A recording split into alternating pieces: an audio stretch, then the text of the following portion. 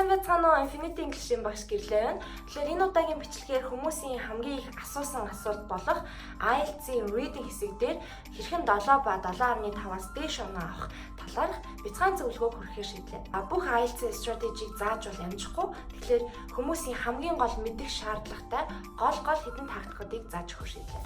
Тэгэхээр хэрвээ сонирхож байвал үргэлжлүүлээд үзээрэй. Хамгийн ихний зүйл бол цаг төлөвлөлт гэдэг зүйл. За, IELTS маань өөрөө 3 пассажтай, 40 асуулттай, 40 асуултанд 60 минутанд хариулдаг. Тэгэхээр хүмүүс ерөнхийдөө цагтаа амжихгүйгаас болоод зарим нэг хэсгүүдээ буудснаас болоод оноогоо алддаг. За, яаж цагтаа амжих вэ гэдэг асуудал. Тэгэхээр 60 минутанд биднэрт ерөнхийдөө answer sheet-эн дээрээ бүглэх нэмэлт хугацаа олгогддоггүй байгаа. Тэгэхээр ийм учраас бид нар 50 минутанд би өөрийгөө хийнэ гэж бодоод цагаа хуваах хэрэгтэй. Тэгэхээр хамгийн ихний пассаж ерөнхийдөө дандаа үг нөхөх, одоо note completion, sentence completion ч юм уу те илүү амархан талаасаа ирдэг. Ийм учраас та 10 минутыг дор хаяж би passage 1 дээр зарцуулаад дуусгана гэж ойлгох хэрэгтэй.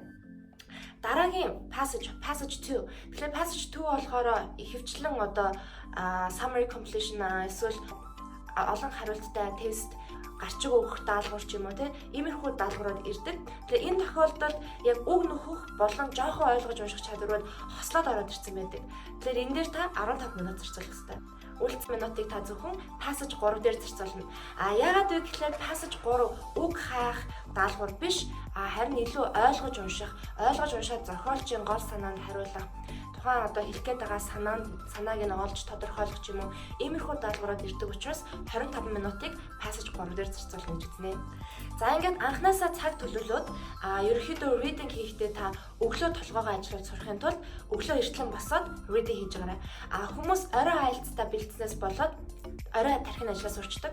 Гэтэл манай IELTS-ийн шалгалт бол өглөө 9 цагаас эхэлдэг учраас та тэр яг 9 цаг 9-өөс одоо 10-аас 11 цагийн хооронд юм уншаад reading хийгээ сурчвал тухайн үед тархичийн ажиллаа сурчна гэсэн. За үүний дараа number 2. Тэгэхээр хоёр дахь зөвлөгөө бол уншилтаа яаж хурдан унших вэ гэдэг талаас. Хоёр уншилтын арга байдаг. Skim болон scan reading гэдэг. 800-аас дээш хүүхдээ 3 ихийг бид нар угаасаа бүгдийг орчуулж уншиж чадахгүй. Угаасаа хэрэггүй. Тэгэхээр бид нарт тодорхой асуултанд хариулах гол нь тэр мэдээлэл хаана байгаа гэдгийг байрлалыг тогтоож чадах чадвар л хэрэгтэй. Яг тэр хэсгээ очиод бүр илүү детальчилж intensive reading буюу илүү фокуслж уншина гэсэн. Хамгийн ихний skim reading гэдэг бол та passage одоо асуултаа уншихаасаа өмнө ихтэйгээ танилцах хэрэгтэй. Тэгээ ихтэйгээ танилцахдаа 2-оос 3 минутыг ерөнхийдөө тэр passage-ны дагуу нүдэрээ гүйлгээд харна гэсэн. Нүдэрээ гүйлгэж харахтаа юм зүгээр л нүдэрээ гүйлгэж харах биш. Давхар бас доогоор нь зурж явна. Юуны доогоор зурж явах вэ гэхээр тодорхой keyword. За keyword гэдэгт нь юу орох вэ гэхээр за дараа нь асуултын гол түлхүүр болж магадгүй улсын нэр, хүний нэр, оноосын нэр болон цаг хугацаатай хэсгүүдийн доогоор зураад явчихна гэсэн. Тэгэхээр ерөнхийдөө л энэ хэсгүүдээс түгээмэл асуулт зохиогдож ирдэг. Дараа нь та асуултаа уншлаа. Би нэг энэ хэсэгт энэ хавийг энд нэг харцсан даа гэд буцаад passage руугаа эргээд харахад доогоор нь зурсан highlight хийсэн өгнүүд маань яхав гэхээр хамгийн түрүүнд нүдэнд тусна. Тэгэхээр мэдээж та тэр хэсгээ зөв олохын тулд хайж уншиж байгааг scan reading гэж нэрлэж байгаа. За ингээд scan reading хийгээд олцсон одоо параграфынхаа тэр хэсэг өгүүлбэрийг intensive reading буюу ойлгож унших хэрэгтэй. Яг ингээд ойлгож уншаад гол нь асуулт чинь чамаас юу асуугаад байна? Чи яг юу гэж хариулах ёстой вэ гэдгээ нухацтай уншсны эцэст гол хариултаа өгнө. Хүмүүс их яардаг. Зөвхөн асуултаа гэс харчаал тэгээд хариултаагаад эхэлдэг. Гэтэл асуултаа бүрэн гүйцэд зөв ойлгоогүй бижээж тэр яг үг тохируулах маягаар хайж байгаа бол алдах магадлал 50-аас дээш % болоод ихсээд ирдэг гэсэн үг байна. Тэгэхээр хамгийн гол нь төвлөрөөд тэгээд энэ 3 уншилтын скиллийг ерөөдөө даах маягаар уншаад үзээрэй. 3 дахь чадвар бол за ингээд IELTS-ийн тест хийгээл Cambridge-ийн номнуудыг дуусгаал ялаа.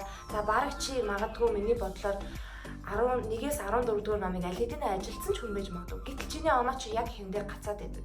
Гэтэл яагаад ингэж байна гэхээр ерөөсөө өөрийгөө review хийж юун дээр алдаад байна. Би яагаад энийг ойлгохгүй байна гэдгээ нухацтай бодохгүйгээр зүгээр нэг хэдэн тест өглөөс хийлээ. Ингээл өөрийнхөө би тэдэн оноотой байна харцдаг. Гэтэл тэр тестэн дээр би юун дээр нь алдав? Аль хэсгийг би мэдэх ёстой байсан бэ гэд дээрээс нь тэр 3 уншсан ихтэй мэдэхгүй байсан үгнүүдийг хайлайт хийгээд тодруулаад тэгээд шинэ үгийн дэвтэр гаргаад тэгээд тэр үгнүүдийг цээжлээд өөрийн болгосны дараа ерөнхийдөө Cambridge-ийн ашигладаг үгнүүд нэгэн хэвэн байдаг.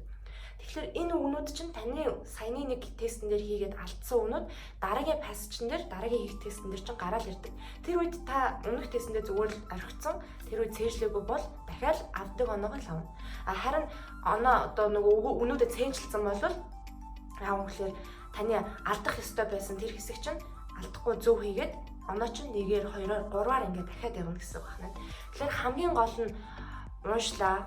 Тэгээд ойлгохын тулд мэдээж үг л хэрэгтэй. Үгээ мэддэг байхын тулд текст ажиллаа, ардаас нь тестэн дээр анализ хийгээд үгийг харна. Ихэнх тестний хариулт, Cambridge Reading-ийн хариултууд та Google-с хайгаад үзэх юм бол жишээлх юм бол би 12 дугаар тестний 1-р даалгаврыг 1-р тестний reading-ийн хэсгүүдийг сайн ойлгосонгүй би маш их алдсан. Тэгвэл яагаад би хариулт нь аль параграф дээр байгаа юм бэ гэдэг би тач хийж байгаа бол Google-с Cambridge 12 Test 2 Reading Answers гэх хажингууд танд боломжит одоо сайтууд гараад ирнэ. Энэ сайтууд дээр энэ параграфны энэ хэсгээс нь энэ хариулт олдож байгаа. Энтэй энийг ингээ харьцуулсан учраас ийм байгаа ингээд бүр илүү детальчлаад тайлбарлаад өгсөн байдаг. Reading-ийн хувьд бол танд баг багш хэрэггүй. Та энэ чадварыг өөрөө эзэмшээд тэгээд яг энэ дараалалаар хийгээд явах юм бол маш хурдан сайжрна гэж танд амлаж байна. Тэгэхээр хэрвээ өмнө нь энэ дараалалаар хийдэггүй байсан бол өөрийгөө нэг сориод энэ дадлуудыг өөртөө хэвшүүлээд үзээрэй гэж зөвлөе. Тэгэхээр өнөөдрийн бичлэгийн маань ерөөхдөө ярих гэж байгаа гол санаа болсон. Тэгэхээр дахиад илүү мэдмээр байгаа. Яг би одоо олон хариулттай тестнээр алдаад байна. Би эсвэл гарчин өгдөг тестнээр алдаад байна. Би яаж энийг хийх вэ гэх юм бол илүү яг тест болгоны одоо стратеги талаас нь та бүхэнд тайлбарлаж болно. Хэрэг хүсвэл доор комментээр үлдээгээрэй. Тэгээд мэдээж бичлэгэн дээрээ лайк дарахаа мартаж болохгүй, subscribe хийгээрэй. Тэгээд дараагийн бичлэг хүртэл түр баяртай.